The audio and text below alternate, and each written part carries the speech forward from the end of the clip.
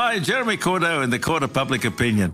I'm just on air here to let you know that we'll be live streaming the Court of Public Opinion every Friday between 9 o'clock and 12 on jeremycordeaux.com. Please join us. We'd love to have you.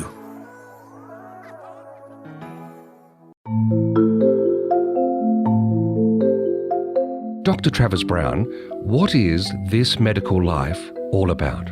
This is the pursuit of knowledge as we learn about diseases from the ancient times to the present day. These are the stories of medicine.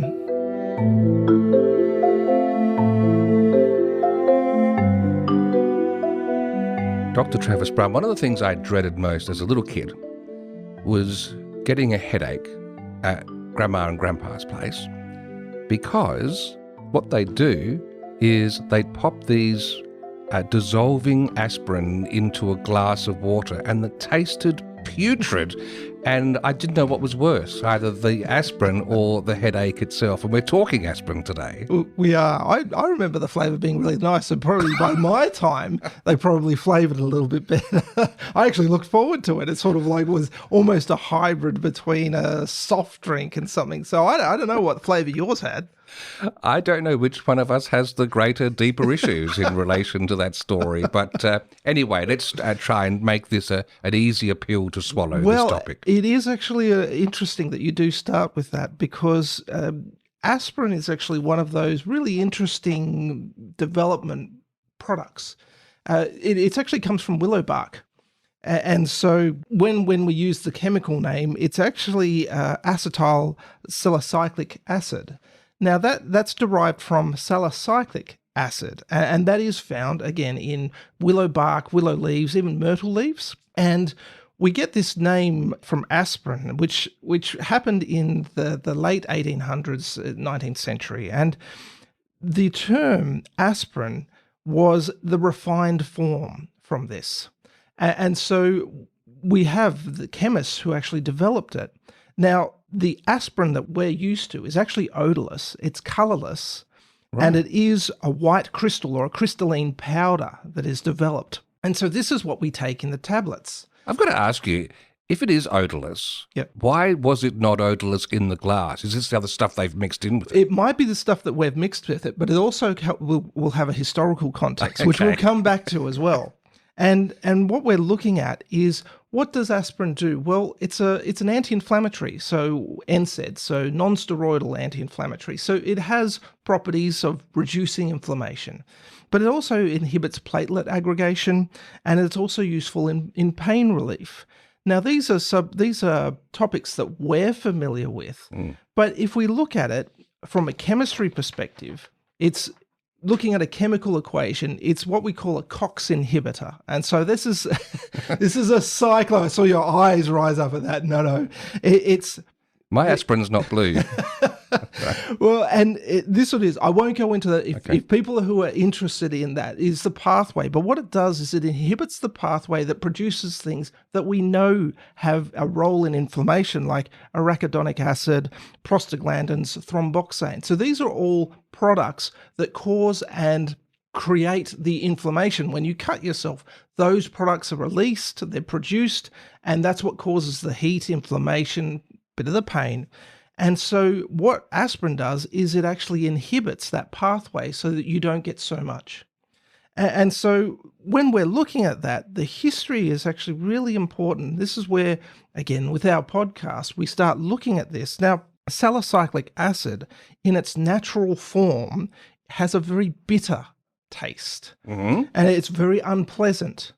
And some would argue it's even difficult to tolerate and probably not able to be taken regularly because it's the body would just want it out. Well, yeah, it's so bitter that people can't tolerate it. Right. And so when we'll come back to that though, when we're looking at that, but the willow bark has a history. And if you look at any of the literature in medical literature, or you look at the history, willow bark's actually you'll see it scattered throughout. Ancient Egyptians, it's actually mentioned in the Eber Papyrus, so the medical papyrus. Now this, they believed, had pain relieving effects of myrtle and willow leaves. When you examine a man with an irregular wound and that wound is inflamed, there is a concentration of heat. The lips of that wound are reddened and the man is hot in consequence. Then you must make a cooling substance for him to draw the heat out using the leaves of the willow.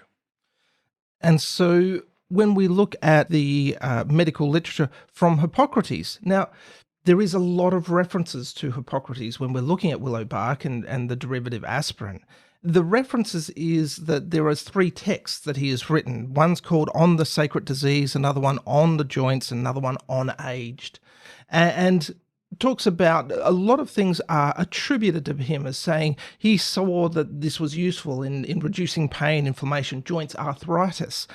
But in a recent article from a pharmacology lecturer in Western Australia, Philippa Marta, she suggests that actually this isn't true and that his only reference is one for willow bark, and this is using burnt willow bark and using the smoke to fumigate the uterus to get rid of a miscarried pregnancy. So she argues that actually the things that we're attributing to probably a little bit erroneous. Isn't that interesting? All this way through history, and it takes a modern day researcher to go back and say, hang on just a moment. Going back to the original source, and this is part of what perpetuating sometimes, we think he did reference. He may not have, and until we learn ancient Greek and read it for ourselves, we'll have to rely on the experts. But there are some references. Ancient Roman writers, Dioscorides, he mentioned willow was useful for things such as willow bark, stomach aches, respiratory TB, and even a potential contraceptive.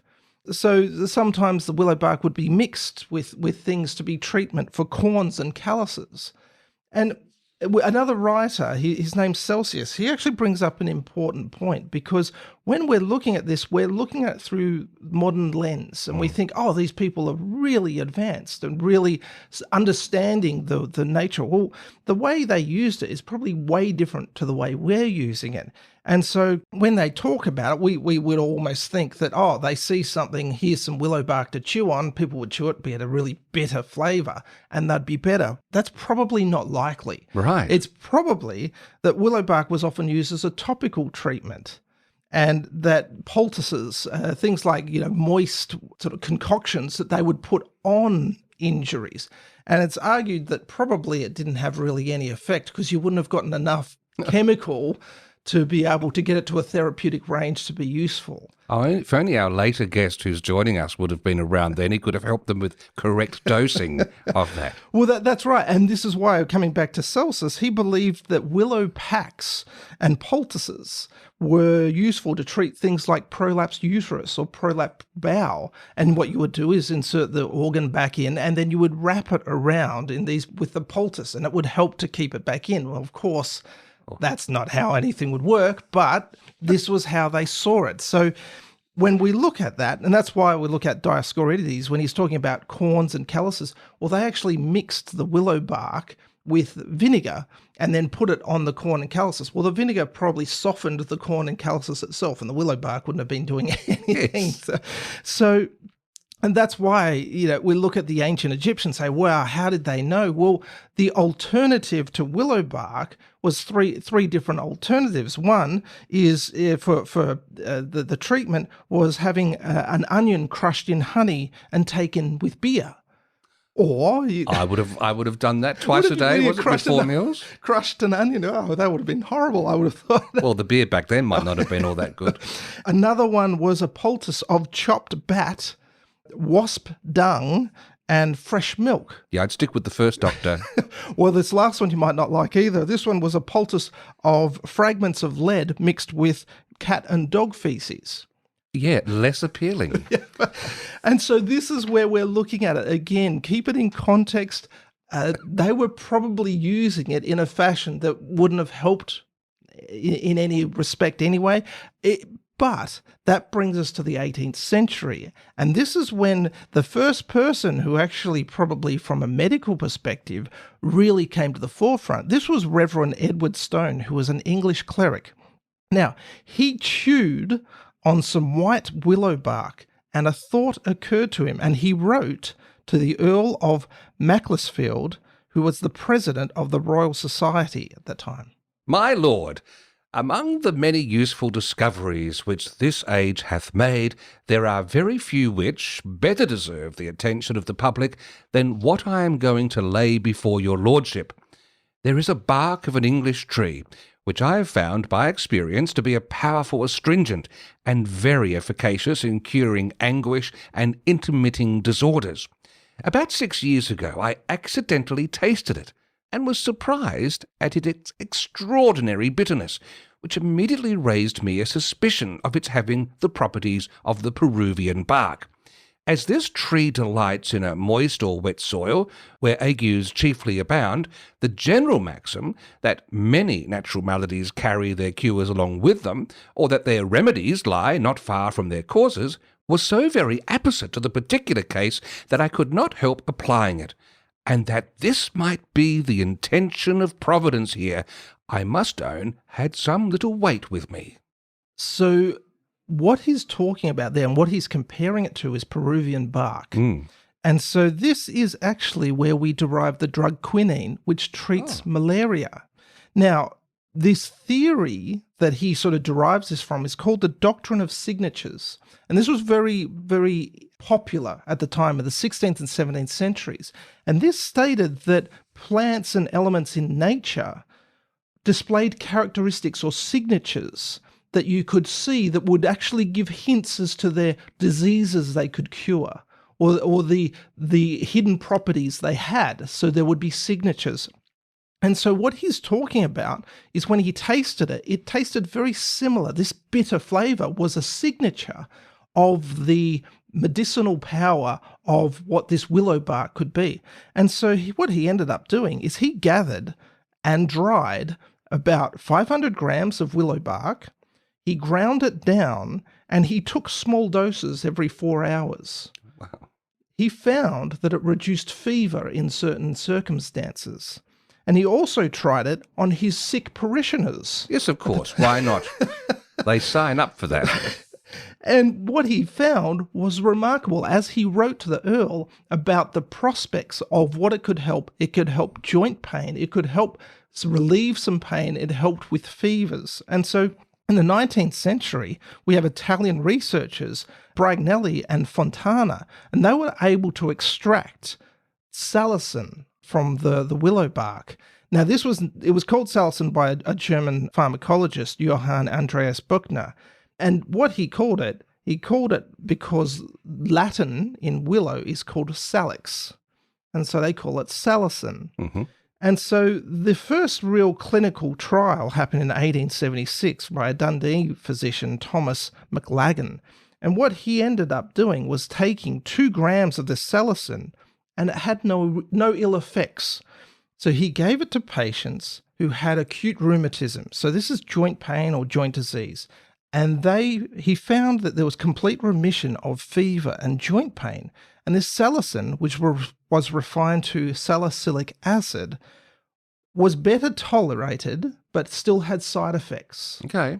And so it still had the very unpleasant taste and also had some stomach irritation. They continued the trials, but they still encountered this problem. And in one of these clinical trials, the patient's name was Herr Hoffmann.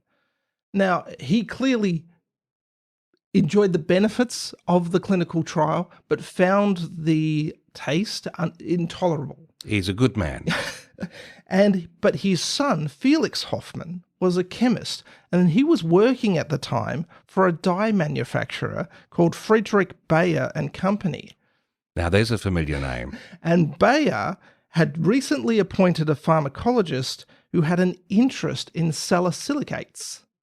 And so Felix was able to work on this and found that when he was able to chemically adjust it and add the acetyl to it, which is now we know acetylsalicylic acid, patients were able to tolerate it, and his father was able to tolerate it. And so we have now spent the last 100 years doing clinical trials about the benefits of what we call aspirin ever since. Amazing, isn't it? And also, going back to the Peruvian bark, which was the quinine, I just wish, if only my grandma and grandpa had given me a gin and tonic when I had a headache as a kid, that would have been much more efficacious and delicious.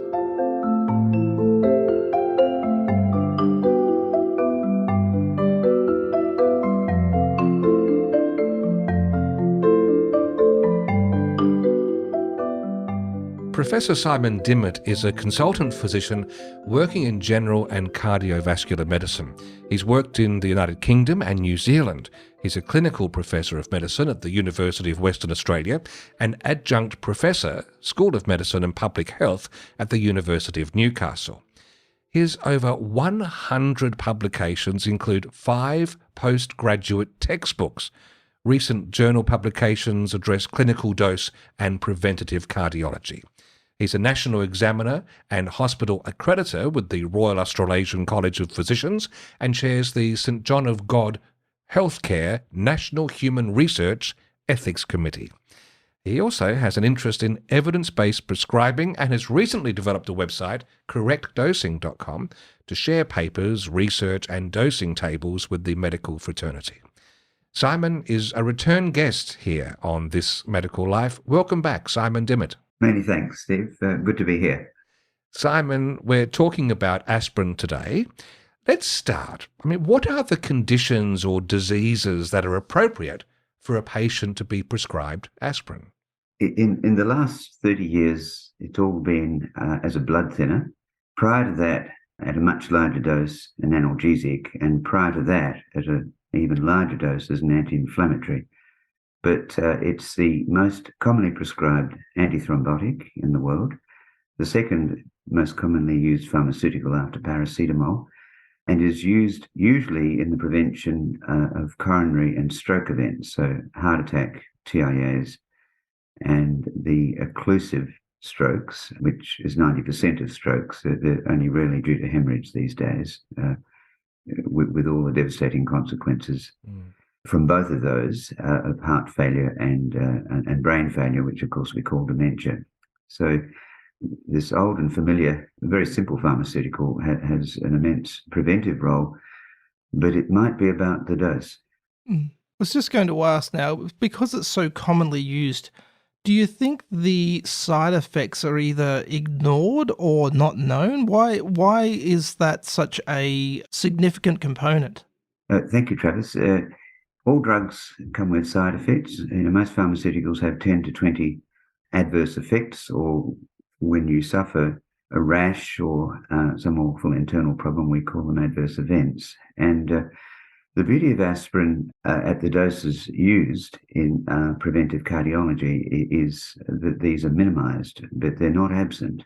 And so it may be up to a quarter of people can't tolerate aspirin. And this is where some of the modern alternatives might come in, like clopidogrel and the new specific direct-acting oral anticoagulants.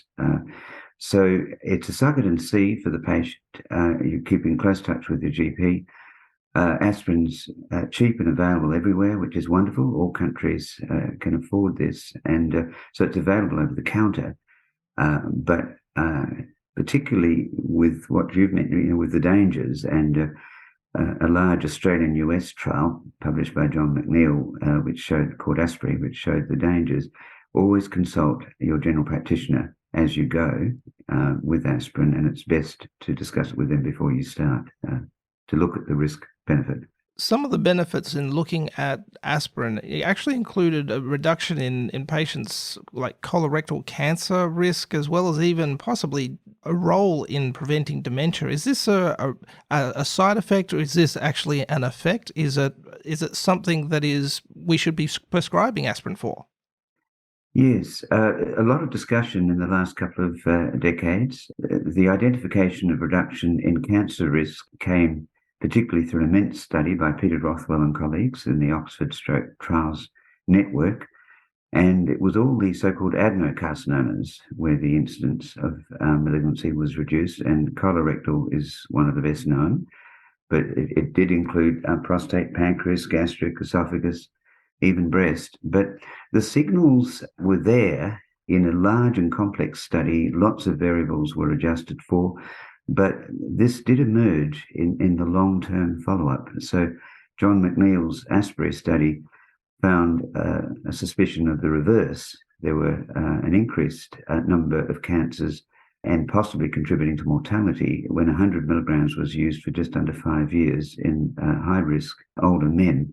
I suspect that might be an artifact that the cancers bleed, but that's quite another story, so they're identified and attributed. But most clinicians suspect that beyond 10 years of aspirin, there is a small benefit. But that's interesting, but the main clinical indication is prevention of thrombotic occlusion of small or large arteries, and it's the small arteries that contribute to dementia. And it's an inferential benefit. Some trials do show some reduction in the fall away of cognitive function in older patients, in patients on aspirin, but that's still thought as the jury is out by most of my colleagues. But there's undoubtedly on low-dose aspirin taken for a number of years, about a 25% reduction in all stroke.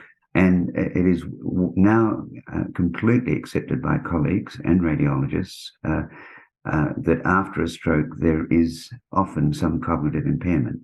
So there is a convergence with the dementia problem, and it is a reason to take aspirin, not to not take aspirin. Mm.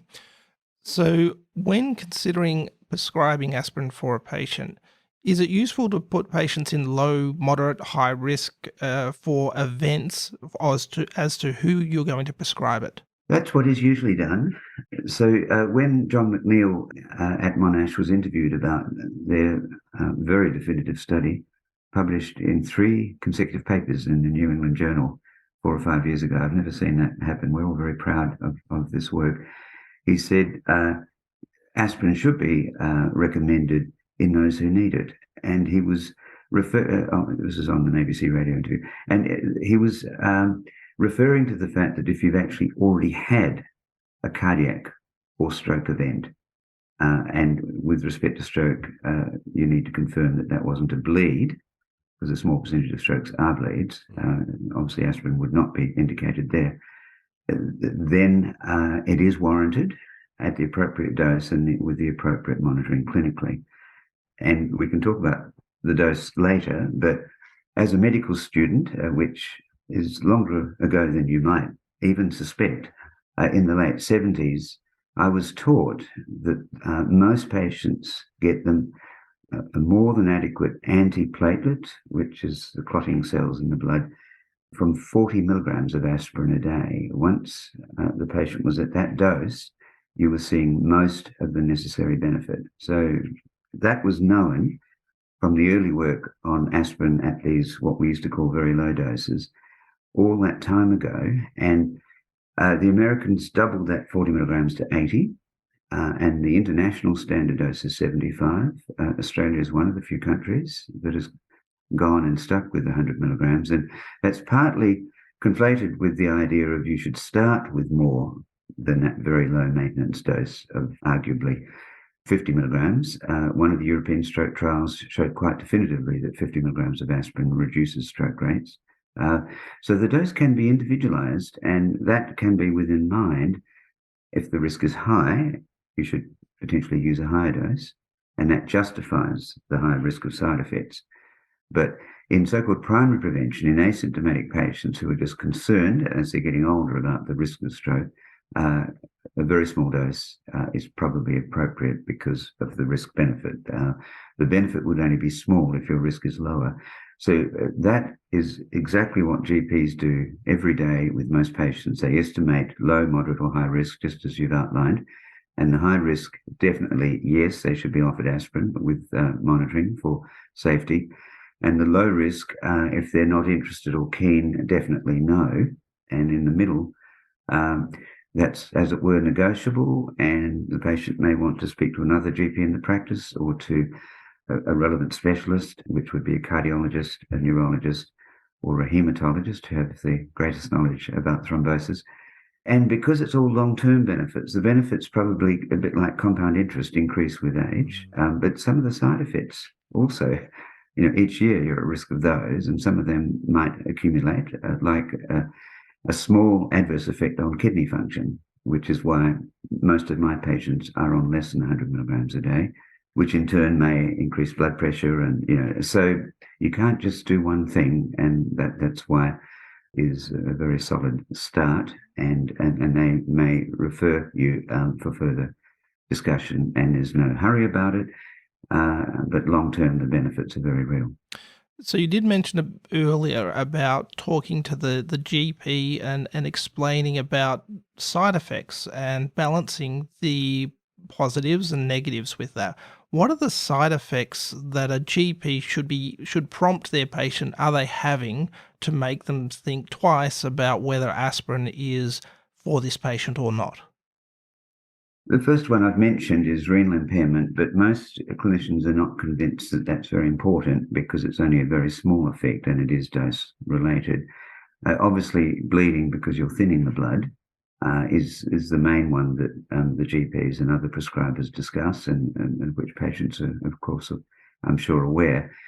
And so if you would have had a history of a bleed in the eye or hemorrhagic stroke or any other form of serious bleeding, maybe it's a non-starter. So that needs to be weighed up, but at the small dose and the very small doses, that risk is low, but you are intending to thin the blood for the benefit, so that risk is always going to be there. The other effects side effects are less common. Asthma can be increased and sometimes other allergy issues like rashes, very rarely adverse liver effects. But these are all well known from when the high doses of aspirin were used and are all in common with the anti-inflammatory painkillers like ibuprofen, Nurofen, which you can get over the counter, or Celebrex. The beauty of Celebrex, like Panadol, is that the effect is more selective in the pain pathways. The enzyme here is cyclooxygenase, so-called COX, and the selective anti-inflammatory painkillers like paracetamol, celecoxib or Celebrex, and meloxicam do not have nearly so much of the side effects I've just summarized. But aspirin has a non-selective effect in that system, which is necessary for the antiplatelet effect. And if a higher dose is used, an effect on that enzyme in the artery wall can diminish the benefit, the net antithrombotic effect, which is how we got onto this optimal or lowered, very low dose all those decades ago. Simon, in our discussion so far, you've alluded to various medical practitioner roles. It begs the question, whose responsibility is it to start a patient on aspirin? Are we talking GP? Is it within the hospital environment, specialists? That is such an interesting and topical point. And my dream of the future, and look, I'm not saying, I'm saying it's maybe not optimal at the moment, is that the hospital team includes the GP. And end-of-life discussions, for example, have really hit this wall on several fronts because the GPs often are very well placed at knowing the patient and the family about the context of such a serious matter as that. And I'm sorry, it's a very topical one at the moment, as you know, and it's being handled wonderfully in this country, much better than many places, and there is an open discussion. So I think it is critical to see the referring or primary general practitioner as part of teams of the people you've referred to. But because aspirin is largely just simply purchased from the pharmacy directly over the counter and doesn't require a script, many individuals, many would-be patients, I'm saying it's a preventive drug, so they're not necessarily patients, which is why that's why it's so important, the work you do in terms of making the awareness general, so that someone in the family or the person themselves starts the initiative here and brings it up with the busy GP. And the GPs have all the answers. They see the letters from specialists like myself, but the whole spectrum of cardiologists. So the people with more conservative and more active and different backgrounds. And so the GPs actually see the range of opinion on this very topical issue. So whether or not it's recommended in hospital, it needs to be followed up in primary care. But it is absolutely routine, for example, when patients, not with a stroke, but in Europe often, but always with angina and heart attack as it's developing, the ambulances start the aspirin. It's absolutely part of routine care. They are in contact with the emergency department as they travel in, and they can do ECGs. And so, you notice the paramedics, there's some interest in them getting recognition in the Medicare system. And So when an individual suspects they're having a cardiac event, 000, you get the ambulance involved. And then when the ambulance is in the driveway, you're essentially in hospital. And there's that great connectivity, which has vastly improved, as you know, in recent decades with defibrillators in the community and so on. So that's all helpful enough, but ultimately a calm, cool discussion with your GP at your leisure is really helpful to clarify all of this. And then there's our website, and then there's Wikipedia. And so a lot of this can be driven by the patients, and you do need to read the manual. Yes. There is an area, being in pathology, you sort of jump out of the prescription area, but the area that always caught me when I was studying is there's so many studies, and sometimes there's contradictory conclusions. Even just coming across, looking at some of the studies coming through for this episode, there was Ascend, there's Arrive, there's Aspirin, that you've mentioned a whole bunch. For the busy GP, what is the best way to sort of keep on top of the studies that are coming out, or the guidelines and recommendations for things like this? As you've already heard, I'm not against Wikipedia. Dr. Google is quite a different question, though it is rather a curiosity that if you put 5 to 10 of your own symptoms in, a suggestion might come from Google. Don't do this home alone. And always speak to a clinician. In pharmacology, which is an abiding interest of mine, being a cardiologist originally, a lot of people get very upset or angry when there is erroneous material in there. And you'll see with some more social or cultural or other, that can get quite angry. But with pharmacology, the information is very sound, and the editing is quite proactive.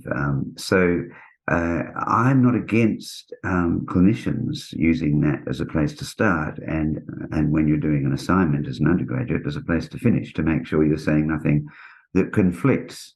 But I should be saying with the guidelines. But the guidelines for most substantial clinical disorders like hypertension we talked about last time, and this area are hundreds of pages thick. They're very inaccessible and very daunting for busy GPs who are mainly, with their continuing professional development and guided by colleagues in their town. And I favoured this more universal information of the wiki kind. And our website, correctdosing.com, is trying to muster the technical dose aspects, which it turns out everyone's very thinking about and very obsessive about. There's been resistance to our idea of using economic doses for safety and, in third world, financial reasons. But when the dose is enough, it's enough. So, the trials, sadly, are under-read by busy clinicians. And we haven't, by the way, mentioned nurse practitioners who look after the regions immensely and do that first dose of aspirin in the nursing post and the emergency departments in negotiation with the patient and the doctors. So, but this is a model for lots of conditions, isn't it? And so we're getting ideas from how other conditions are handled. But the very aggressive blood thinning treatment used in acute stroke and previously in acute coronary disease called thrombolysis has created these ideas about acute management, and then the follow-up is often not thorough, and that's where the GP comes in.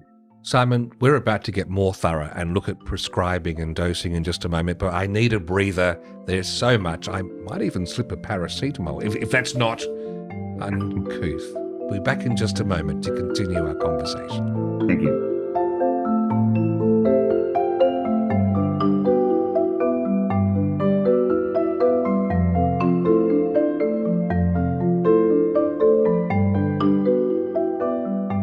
Right, let's continue our conversation now about aspirin, and we're going to look at crossing our P's and D's, if I may, prescribing and dosing. Dr. Travis Brown, would you like to lead us into this topic?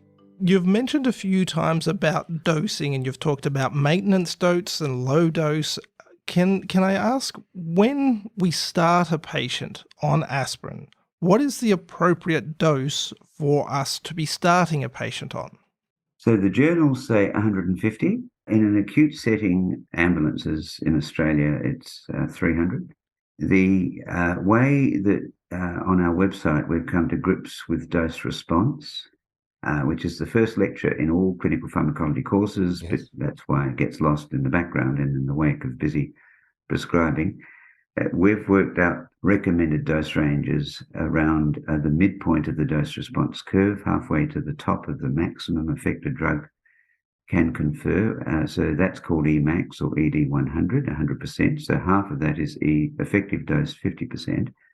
So the halfway to the maximum possible effect of ordinary old aspirin is only 25 milligrams. So the Australian standard dose of 100 is heavy, and the international standard, and this is in the journals and in the best reviews, is 75. So we are overdosed here. Peter Rothwell, who I mentioned before, who's done all the enormous analyses of stroke data in the Oxfordshire Stroke Services, has done an interesting study to show that if you're heavier, the standard dose will confer less benefit. Now, that's obvious, but you'll find that it's only in cancer where they're mindful of the size of the patient, and that's partly because of the toxicity of those drugs. So 100 milligrams is perfectly appropriate for someone over 100 kilos, presumably. But you can't presume that. So in important areas where the drugs are very toxic, and increasingly, for example, in oncology, drug levels are checked. So what I'm recommending increasingly to the referring GPs and to the patients is that if they get bruising on whatever dose their clinician has recommended with which to start, that it's not unreasonable to reduce the dose because their handling of the drug may be slower than the next person's. And obviously, if someone has incessant nose bleeding or hemorrhoid bleeding or same concern. And then the reverse pertains that if you actually still have a TIA or some kind of clinical event, the dose might need to be increased. Acutely, when people arrive with an acute stroke or an acute coronary, they're actually given aspirin and another antiplatelet drug, commonly clopidogrel, but only for a month. And in most of the world, they revert aspirin. In first world countries, and particularly the US and Australia, a lot of people have continued on clopidogrel rather than aspirin. I think I'm anticipating a question you might have hinted you were going to ask. But amazingly, all the recent reviews have come back to ordinary old aspirin as number one preferred option. But if you're a sufferer of indigestion, if you've had ulcer or reflux problems, reflux less clear, then clopidogrel is what is now usually used because that's now a lot cheaper than it used to be, and it's at least equally effective. So then if 100 is enough for a loading dose, what is the recommended maintenance dose that you'd be going for after? Is it a few days or is it a week or how long? Yeah, so in hospital, they tend to continue a loading dose of 150 or 300. They tend to continue that for the first week, and they often don't reduce it until reviewed by the GP. And so there isn't specific data on wonderful questions like you've asked, but I'm very loath to really comment any more specifically because all of my colleagues and all of my patients are just on 100. It's just universal in this country. And the 75 milligram recommendation came out in the systematic reviews decades ago. And it's just something we don't seem to have got around to. And most of my colleagues, and probably correctly, err towards a higher dose to get a surety of the benefit of greater efficacy. But that is being a little blind to the potential harms of doing that. You might be aware that some people got a whole lot of COVID vaccinations when it wasn't clear how many were, and that's fair enough. And it's better to be sure than sorry. So you've actually asked me a question that politically almost I am not really. It's not appropriate to be more specific than that. Mm-hmm. But I have hinted that many of my long-term patients have gone down to 100 milligrams 3 times a week, because they're sick of the bleeding and the bruising, and some is better than none. And the data if you interpolate, is absolutely clear that 50 milligrams is enough. And when you're on a whole lot of other drugs to prevent your next coronary or stroke, like antihypertensives, cholesterol-lowering drugs, diabetic treatment, other blood thinners, 100 milligrams is often going to be too much. And John McNeil's study, Aspirin, confirmed that. So then you did touch on the clopidogrel changeover, really. So when do you go to clopidogrel? Yes. So with stenting or coronary bypass, everyone gets both. They were playing with a son of clopidogrel, or daughter, called ticagrelor, which is a little safer, but was recommended in doses a little too high, or in combination caused too much bleeding. So most people get aspirin and clopidogrel together. And in coronary disease, 1 month appears often to be enough of both of the antiplatelet drugs. And then the changeover to one of them is at about 1 month since the stent was put in or after the acute stroke or coronary event. Some people are more comfortable to go to 6 months because in fact, 12 months used to be the dogma only a few years ago of dual aspirin with clopidogrel. But a lot of people are coming down to less intense and smaller dose treatments, aren't they? And which is such an important theme, as long as it's done safely with good monitoring and the patient alerts the GP or the specialist if there are any problems. So aspirin with another drug for the first month. A layperson's question here. Earlier on, you referenced clopidogrel as being something that perhaps patients in first world countries might continue with more so than the rest of the globe. Is that due to the cost? Oh, sorry. No, that would be aspirin in developing countries being so much cheaper, and it is entirely cost. Now, my point about clopidogrel is it seems to be a lot cheaper because it's now no longer subsidized in this country. But internationally, aspirin is used because it seems to be equally effective in most analyses and is cheaper. I probably didn't make that entirely clear, but and it is exactly what Travis was asking about, the confusion in the trials, because you often hear at talks, which occasionally are sponsored by certain drug companies or certain interests, a different emphasis. I don't think anyone's not trying to get this right, or I think we're all paddling in the same direction, but so in the last couple of years, there have been at least 2 big trials that showed that clopidogrel was superior to aspirin. And interestingly, in some it was 100 of aspirin and some at 75. And the question is, where are you with clopidogrel on their dose response curve? If they actually used something higher with respect to ED50, then there may not be much difference between the 2 drugs at all. And that's what the big analyses show. So there is no one who's specifically saying stay on clopidogrel unless there's a gastrointestinal problem with the aspirin. So a question that I'm interested from a personal perspective, because I'm sure I'll be on aspirin at some point in time, but the coated aspirin, does that actually help against reflux? Yeah, okay. So reflux, there's not a lot of evidence about ibuprofen and uncoated aspirin and so on. It's really gastritis and peptic ulcer disease, including duodenal ulcers, that was the problem.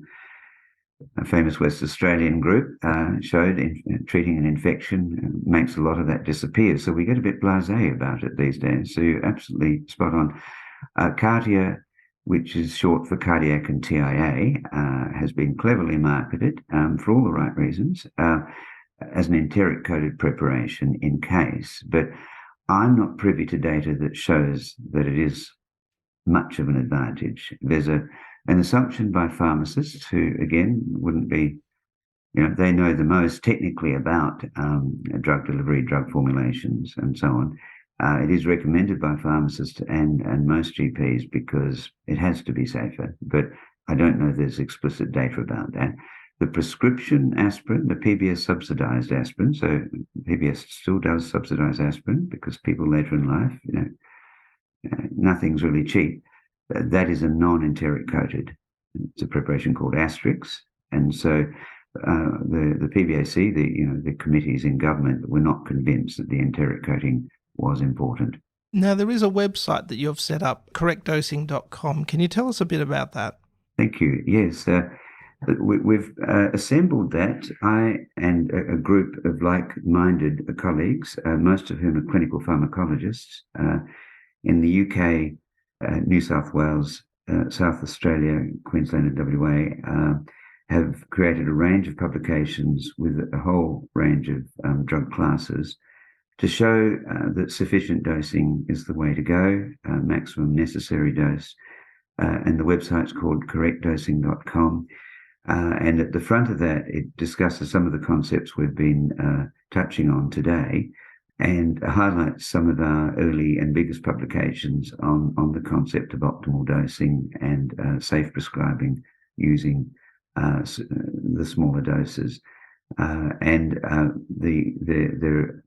There's a whole lot more content to go onto this website, but presently there's a range of tables on some of the big drug classes like antihypertensives and statins, which can be accessed at the website for those who are interested in researchers, which show drug dose ranges and the estimates we've put together with my colleagues of effective dose 50, which is startlingly low with drugs like statins compared to what is usually prescribed in Australian hospitals. Unfortunately, there seems to be the potential for over-treatment out of genuine concern by my colleagues, which is not supported by any evidence. So a lot of these are reviews of big studies that have been carried out over the years, and it saddens me that in hypertension and in cholesterol lowering, where billions of dollars have been spent, that these trials are not on view and well summarised for practitioners, prescribers of all kinds, because obviously nurses can prescribe, dentists can prescribe, and increasingly podiatrists and other practitioners. So it's really meant to be a resource for all. But ultimately, the GP, the patient, and their family will get value from this if they're prepared to have a look around and see how it might apply to them. So a lot of it is in quite plain speak.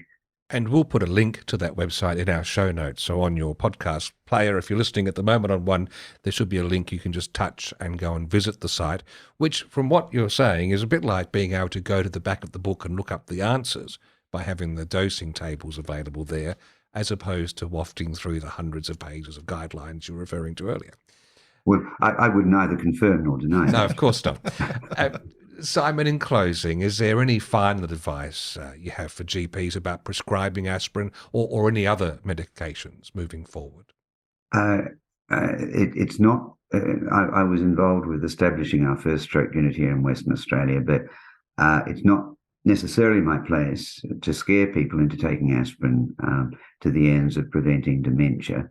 But it does mean at a certain age, which is somewhere north of retirement, I guess, the default might be to take aspirin rather than not, but to discuss it with your GP to look at the risk, benefit, pros, cons. So that is a startlingly important chronic disease benefit, but the main utility and the main awareness is in people who have been suspected of having a stroke or a cardiac event, and again, discuss it with your GP, because aspirin is the go-to standard, and you can then manage it yourself after negotiating it with the clinicians because it's so readily available. So we're very privileged and fortunate to understand the utility of aspirin and its benefits for most of us eventually. Professor Simon Dimmitt, thank you again for returning to This Medical Life. That's a pleasure. Many thanks again.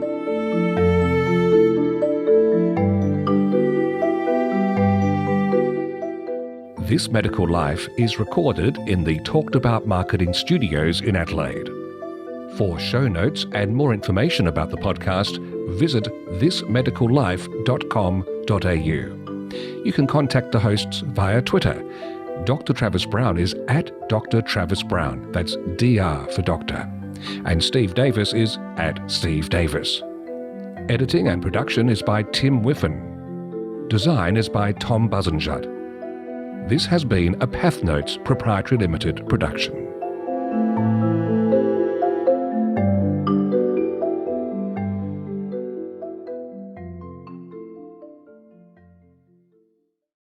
Hi, Jeremy Cordeaux in the Court of Public Opinion. I'm just on air here to let you know that we'll be live streaming the Court of Public Opinion every Friday between 9 o'clock and 12 on jeremycordeaux.com. Please join us. We'd love to have you.